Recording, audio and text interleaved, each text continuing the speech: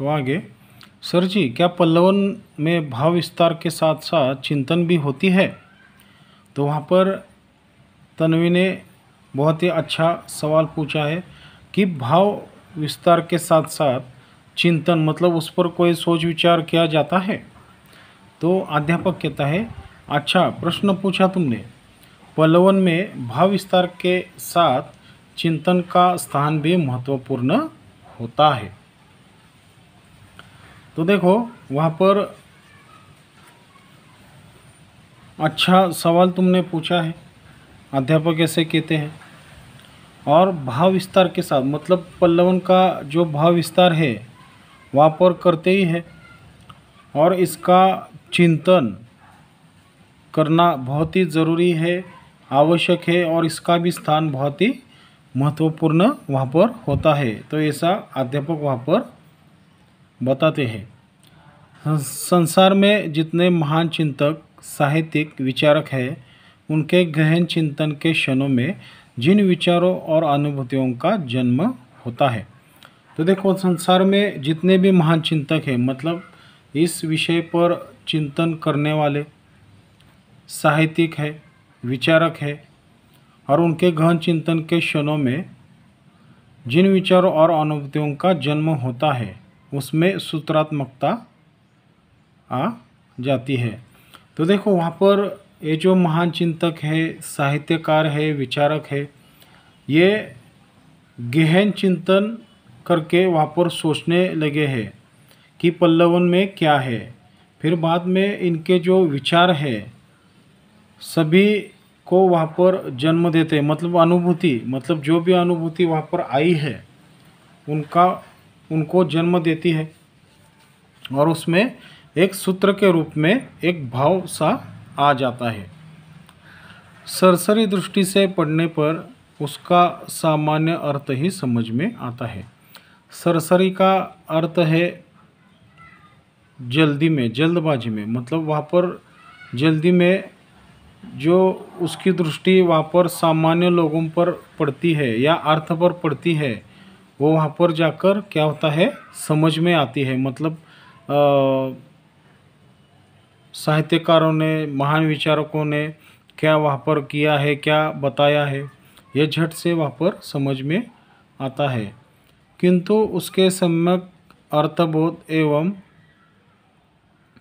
अर्थ विस्तार को समझने के लिए हमें उसकी गहराई में उतरना पड़ता है। सम्यक यानी समूह, मतलब देखो वहाँ जाकर जो उनका समूह है उसका अर्थबोध मतलब उसके अर्थ से क्या बोध हमें मिलता है, और जो अर्थ विस्तार है ये समझने के लिए हमें क्या करना पड़ता है, उसके गहराई में जाना पड़ता है। मतलब गहराई तक जाकर उसका अध्ययन करके हमें वहाँ पर जानकारी हासिल करनी पड़ती है। जो जो हम उस गंभीर भाव वाले वाक्य खंड, वाक्य या वाक्य समूह में गोता लगाते हैं, मतलब देखो गंभीर भाव वाले मतलब जहाँ पर गंभीर ऐसा विषय वहाँ पर उत्पन्न होता है या वाक्य कोई ऐसा वहाँ पर होता है, तो वाक्य या वाक्य समूह में हमें क्या करना पड़ता है, वहाँ जाकर छलांग लगानी पड़ती है। मतलब गोताखोर कैसे पानी में छलांग लगाता है, उसी की तरह वहाँ पर हमें जाकर उस विषय में छलांग लगानी पड़ती है। त्यों हम उसके मर्मपर्शी भावों को समझने लगते हैं। मर्मपर्शी यानी दिल को छूने वाला।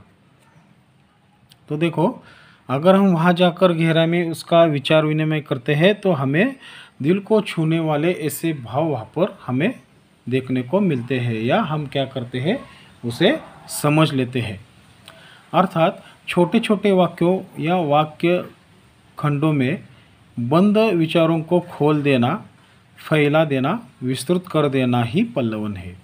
तो देखो वहाँ पर जो छोटे छोटे वाक्य हैं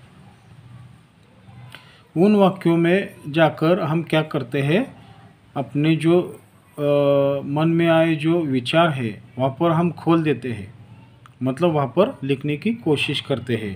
फिर बाद में फैलाते हैं, मतलब ऐसे हमारा विचार है ऐसे करके वो फैला देते हैं, और विस्तृत करके वहाँ पर वो क्या करते हैं लिखने की कोशिश करते हैं। तो इसे ही हम क्या कह सकते हैं, पल्लवन कह सकते हैं। आगे रोशन कहता है, हम जैसे विद्यार्थियों के लिए पल्लवन कला को आत्मसात करने की क्या आवश्यकता है।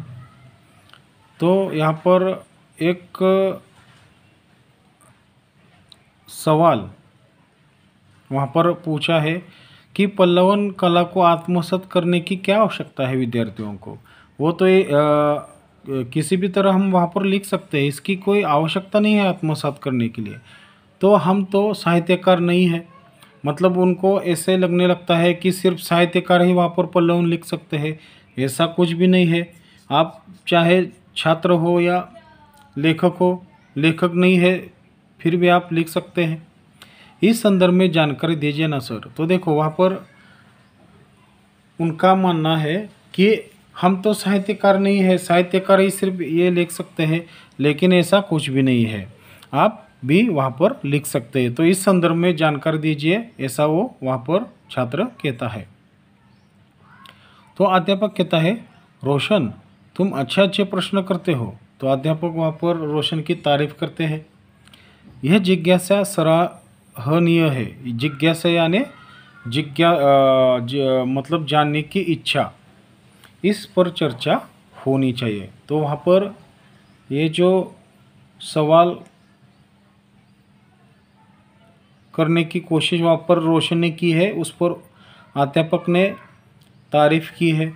और वहाँ पर तुम्हें यह पल्लवन जानने की जिज्ञासा है, मतलब वहाँ पर तुम्हें जानने की इच्छा है, तो आपकी ये इच्छा वहाँ पर पूरी हो सकती है। तो रोशन कहता है, जी सर हमें इस विषय की भी जानकारी चाहिए। तो रोशन कहता है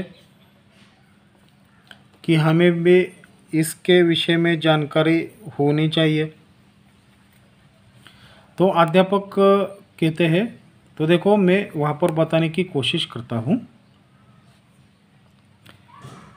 तो वर्तमान युग विज्ञान का युग है।